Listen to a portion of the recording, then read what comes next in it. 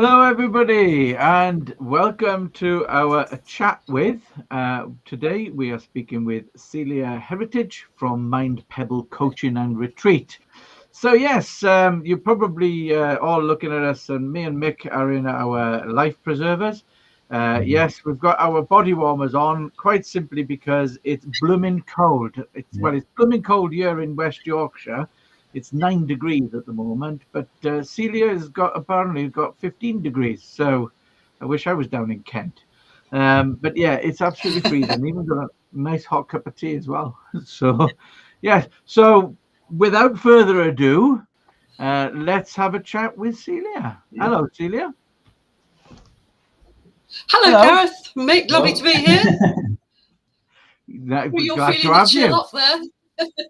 Yeah, it's perishing. Thing is, the thing in Yorkshire is though that basically the competition is whoever puts on the heating first is the wuss.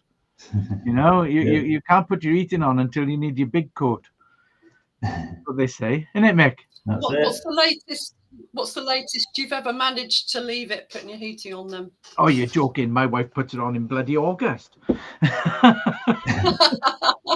Mick still isn't sure if his boiler works. Yeah, I've got a wood burner, so I use that. Yeah, exactly. So I got loads of wood this weekend. Went up and we got loads of wood. Yeah, we've got a wood burner as well, so shall be lighting that during this winter. I think we're going to have a bit of a cold one, to be honest with you. I do. I think it's going to be a cold one. Well, we'll see. They keep saying that, don't they? They do. Anyway, so how are you, and how is things going with the coaching and the retreat? I'm really well, thanks. Yeah, it's going well, going in the right direction. Got lots of people interested.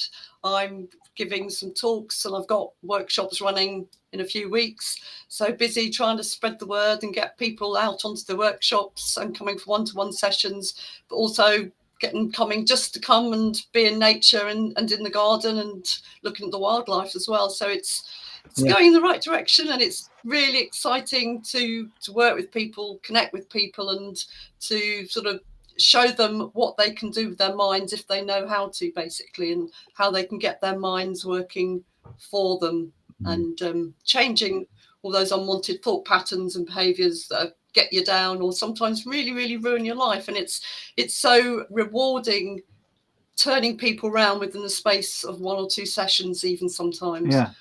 So, for example, I had a young woman who came for a one-to-one set of sessions recently, and she was having panic attacks, was finding it really hard to go to work, and she'd had to take time off because she couldn't get out the door.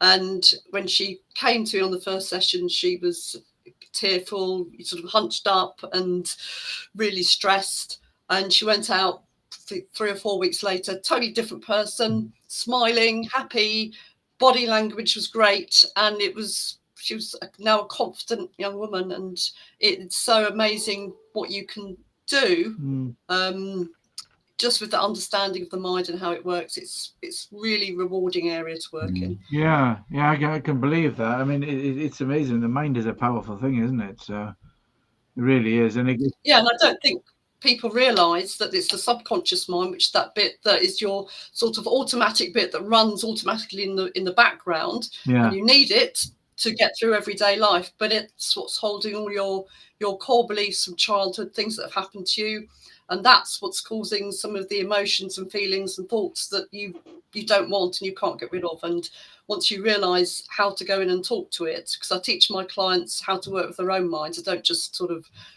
do therapy on them, I actually teach them a life skill. They are amazed, and people come on the workshops like, wow, we didn't know you could do this. And it's relatively simple, and it's really a life skill that should be taught in schools, really. But this is something you got into through your own experiences, though, wasn't it?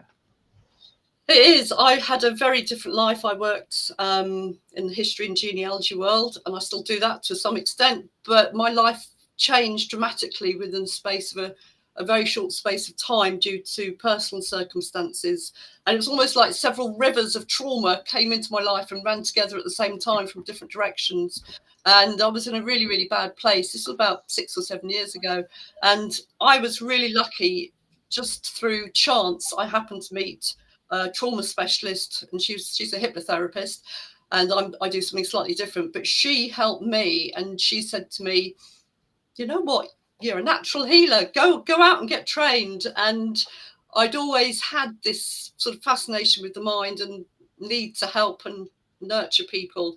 And it was like I had to go through all these traumas and work my way through them and experience them in order for me to be able to get to the point where I could then help other people.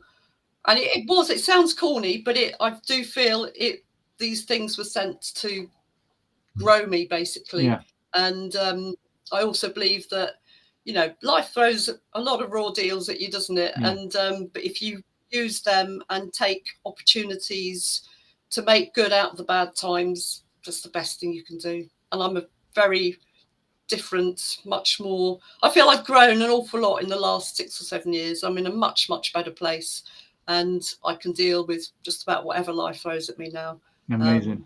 So it's all good. It's been a long, quite torturous journey in places, but it's been great now coming out the other side. And and being able to help other people, it's wonderful. Yeah, it's well, quite admirable, really. You go through all of that stuff, and then basically you, instead of going, right, okay, I'm better, you then turn around and go, well, actually, right now I can help other people. But one of the things I think is really good about with what you do is that you are in a lovely part of the country, which is warmer, as we've established. But that's because you're all the way down there south. We are the warmest and the driest, usually. Yeah, even though somebody may correct me, even though it's Romney Marsh, you're still the driest. Yes, so I'm technically under sea level, but ironically, we're probably the safest place in terms of flooding because it was built to take the water, and we've got no rivers near us. We've just got drainage channels, which they call sewers, which people go, oh, that's not very nice, but they are just take the excess water away from the rain. Yeah. And so far, for hundreds and hundreds of years, the systems work really well. Brilliant. So it's a very unique environment with big open skies. Yeah. It's wonderful. And it's as you say, you mentioned earlier about getting back with nature, and people can come down and they can, and I think that's really important. I think sometimes we get so stuck in front of these damn things that we sit in front of every day that we don't just every now and then get up and say, do you know what? I'm going to go out for a walk. I'm going to go out. And I don't think you can underestimate until fairly recently. I actually was working in the corporate world, and it was 6, 7, 8 hours a day in front of 3 screens. And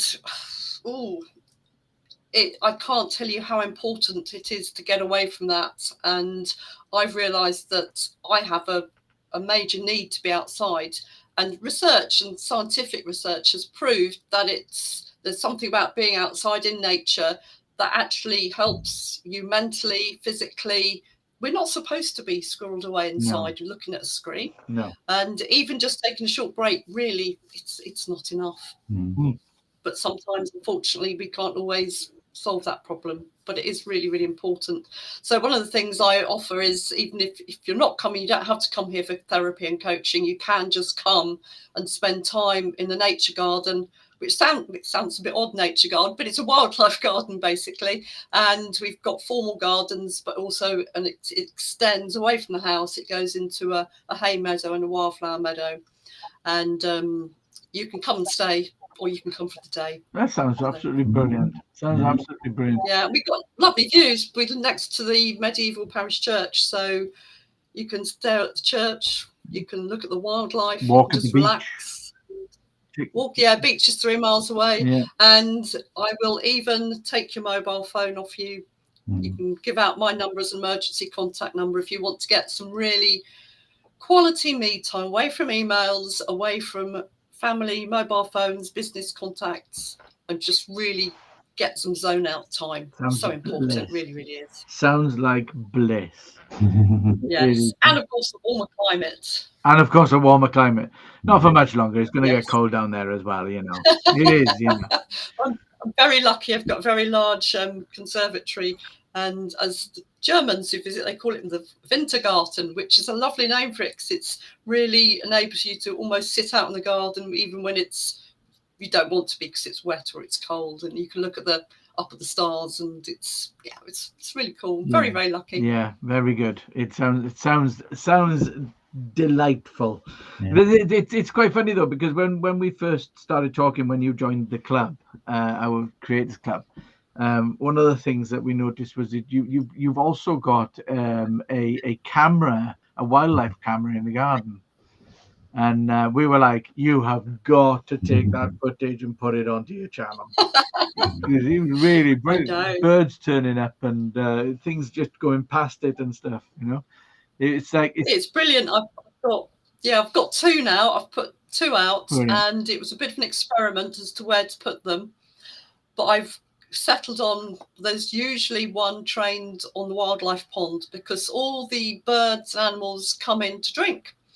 And get an amazing amount of creatures, not just birds, cats as well, and my chickens come. But then in terms of the wildlife, there's little voles, you've got baby woodpeckers. The other day I caught a little family of chiff-chaffs, which you rarely see. You often hear them, but I was looking through the camera footage. I'm like, oh wow, there's chiff-chaff. Fantastic. Yeah. So but the downside is it takes a long time going through the snips, the excerpts, and then trying to decide which ones you're going to put up on the website. Yeah. Which are the best ones. Long time. But that's one thing I've got planned for the winter, is to increase the number I'm putting up on my website, and practice my videos editing skills as well with the help of your club. You know what you could do though with YouTube, for example, you could do this with most players and editing tools, but you could actually stick it up onto the channel, the whole thing, and then play it back in double speed. So you can put it unlisted on YouTube and play it back double speed, so that then you can go, right, at that time, you know, and stuff like that. Yes. But it's amazing. That's a clever trick.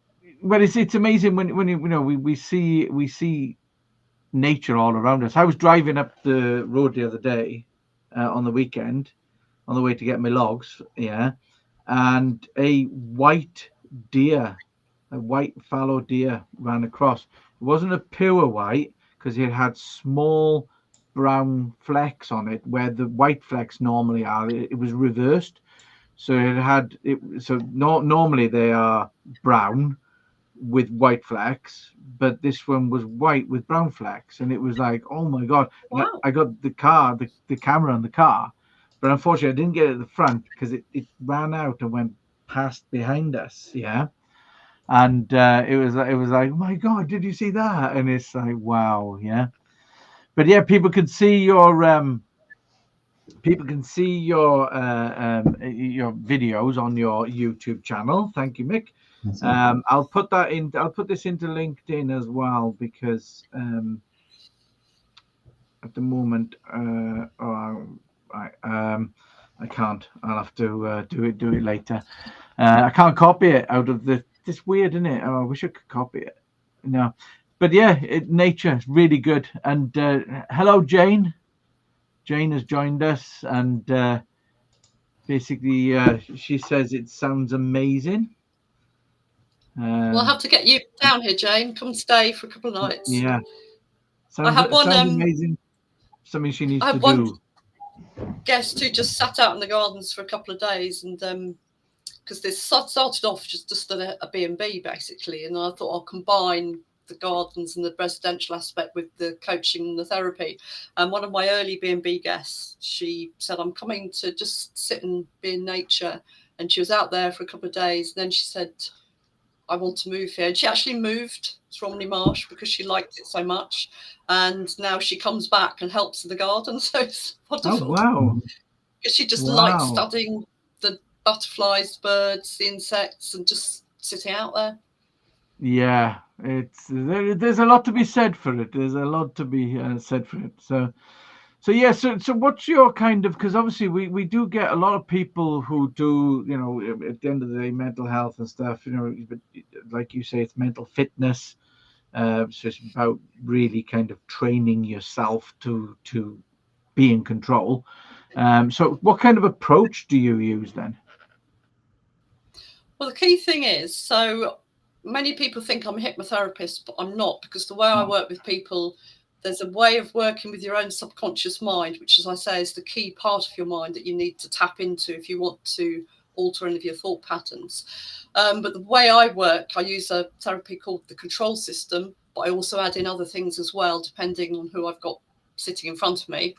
And I actually teach you how to communicate with that part of your mind, which could be the bit that's playing you up. So if you've got repetitive thoughts that you just can't get out of your head, which are disturbing you or upsetting you in any way, or just annoying you, or if you feel there's something in your thought pattern that is blocking you, stopping you from getting where you want to do, perhaps in your business, perhaps in sport or music or something like that, or if you've got a trauma from the past, the beauty of being able to access the subconscious mind is that you can literally go in and talk to it. And I won't go into details of how we do it.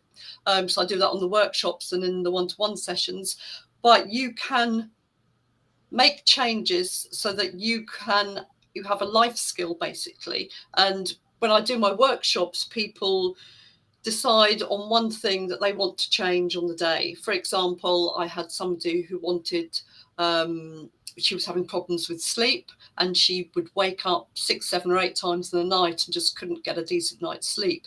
So she brought that one thing to change on the day. And when they come at the start of the workshop, we rate how bad it is on a score of 0 to 10, and 10 out of 10 is the worst. And she came on a 10.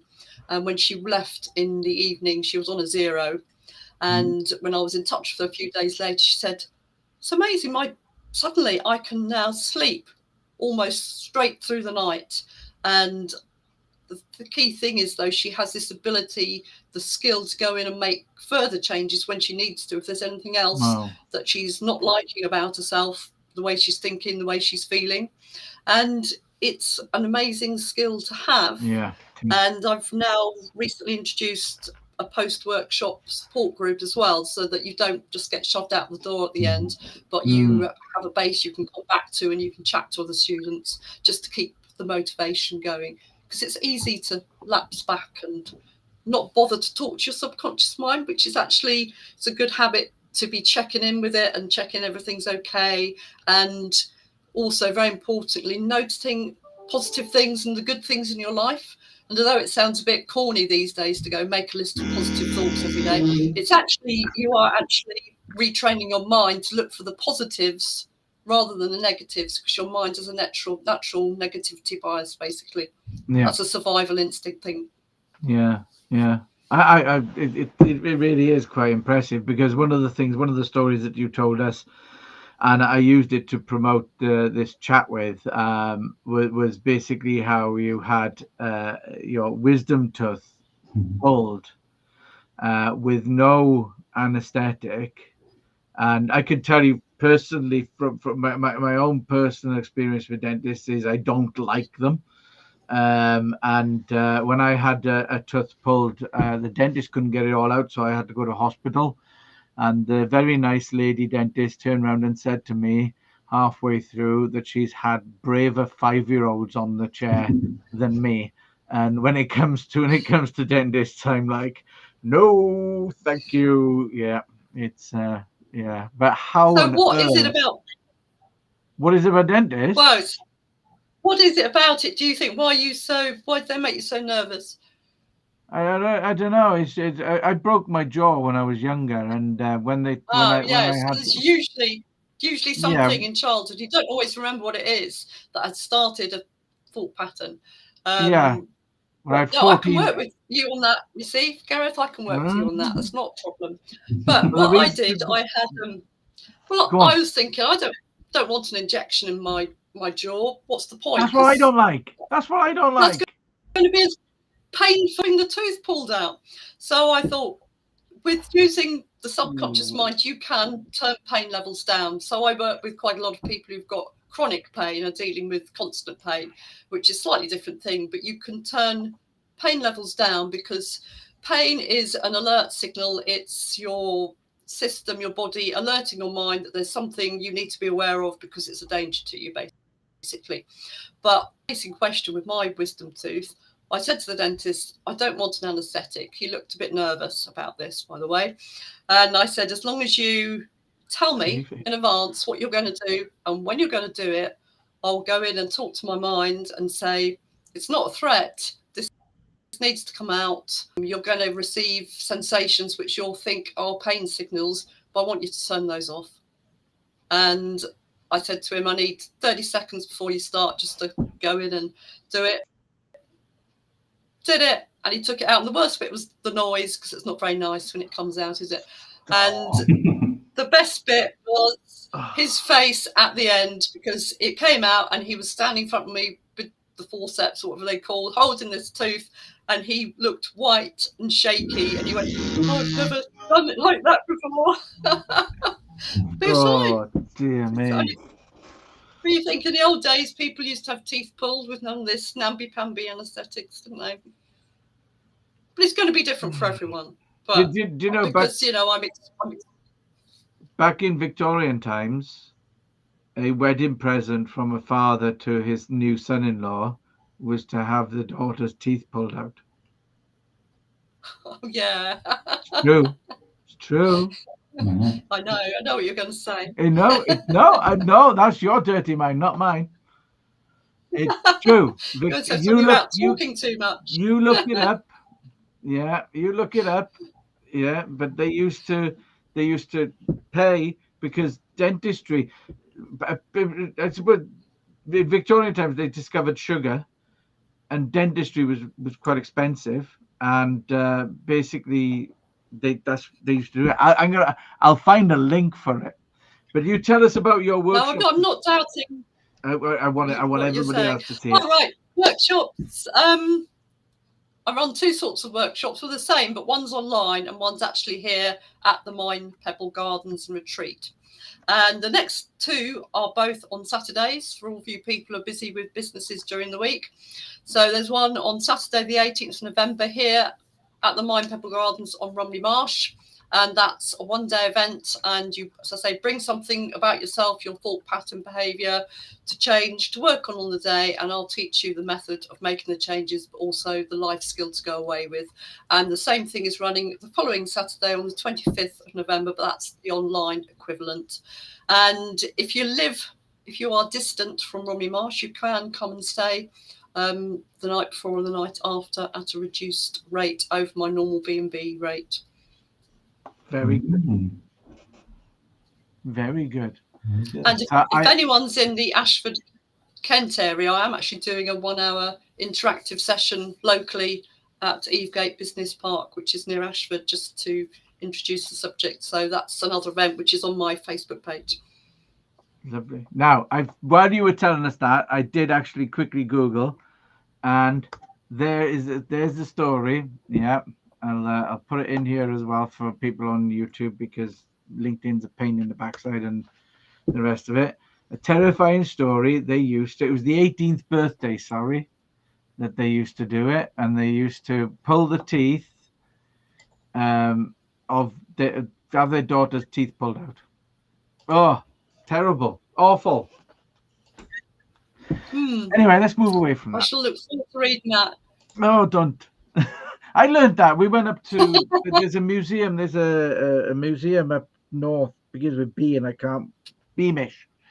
We went up to Beamish, and there's a dentist place in there from Victorian times, and the tour guide told us the story about how they used to do that. So yes, anyway, so you've got to doing the one at Romney Marsh, and you're doing the workshop online as well.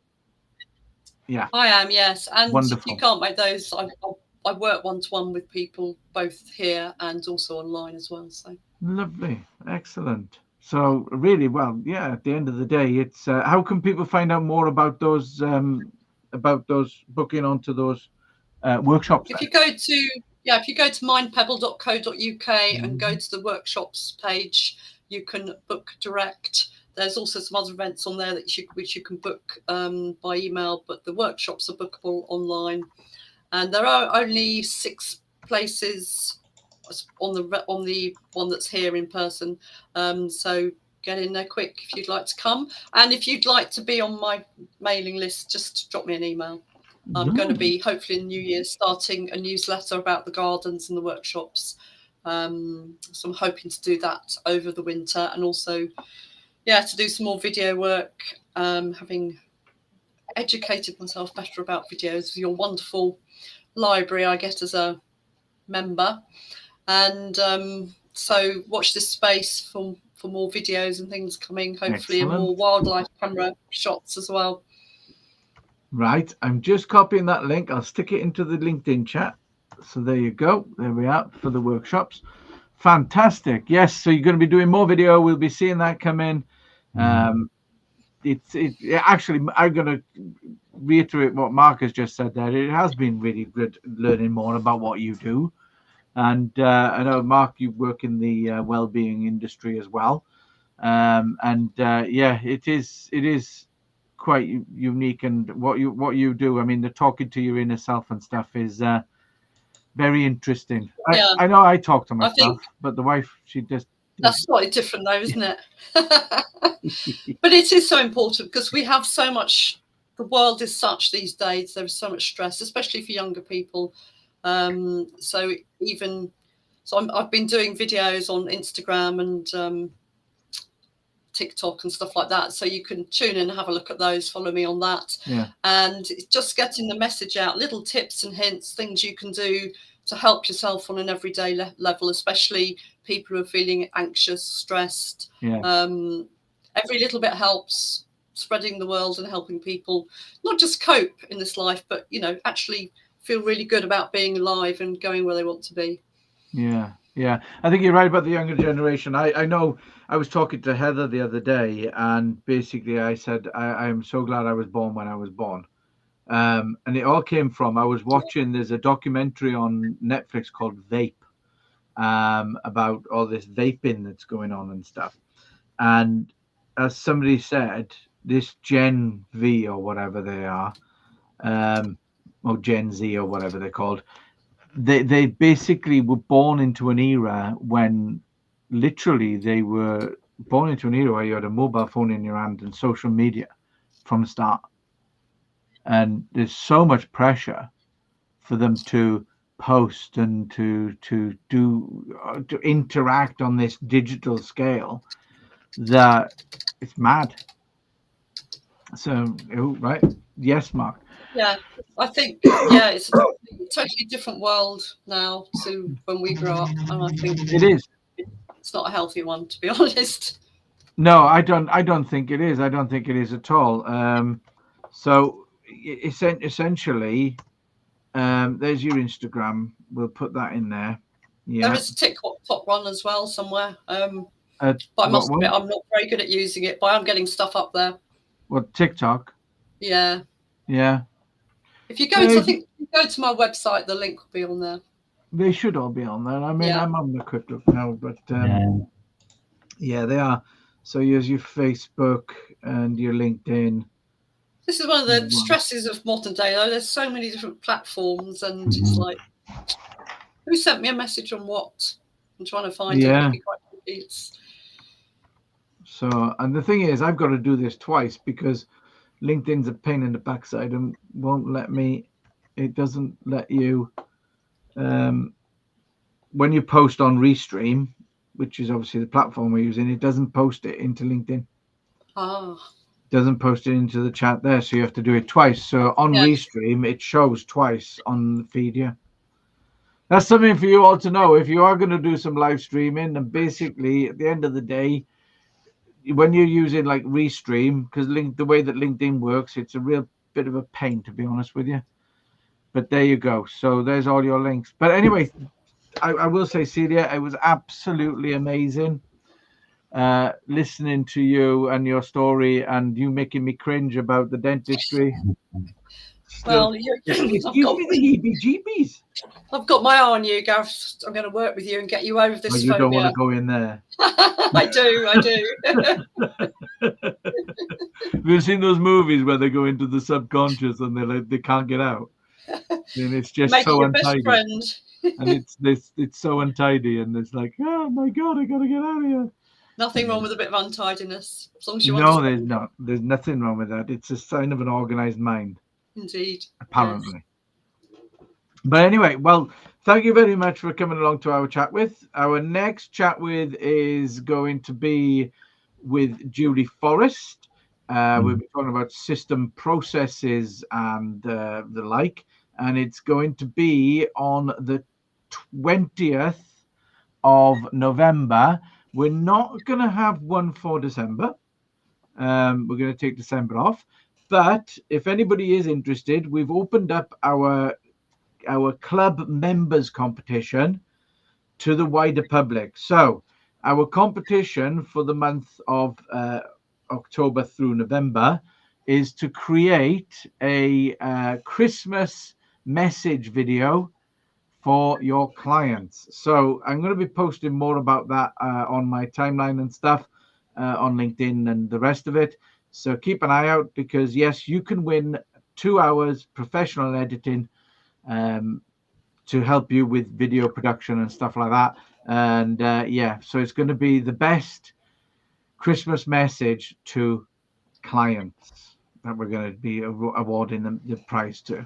And if you want to find out more about the Video Creators Club, then by all means pop over to clockworkeye.co.uk, and basically we will you can have a look and book a chat with us to find out more. All right, is that it? Mick, you were trouble shutting you up again as usual. You can't get a word in. My mother-in-law said, "What does he do?" I'll just leave you on this. Just going back to Gareth's episode with his teeth, I picked him up from the hospital. Okay, and he was high as a kite. Really? It's never been as nice to me. Oh, you should do more of it then. that is true. So yeah, I thought you were going to hug me at one point. Oh man, yeah, it was rather fun, that. Yeah, it was. There we are. And just dropping our chat into the chat. There we go. There's our website as well. Should have had these things ready, but there we are. Anyway, right. Well, it's time to say goodbye to all the lovely people. Goodbye, all you lovely people. Yeah. And we will see you next month. Bye. Bye. Yeah.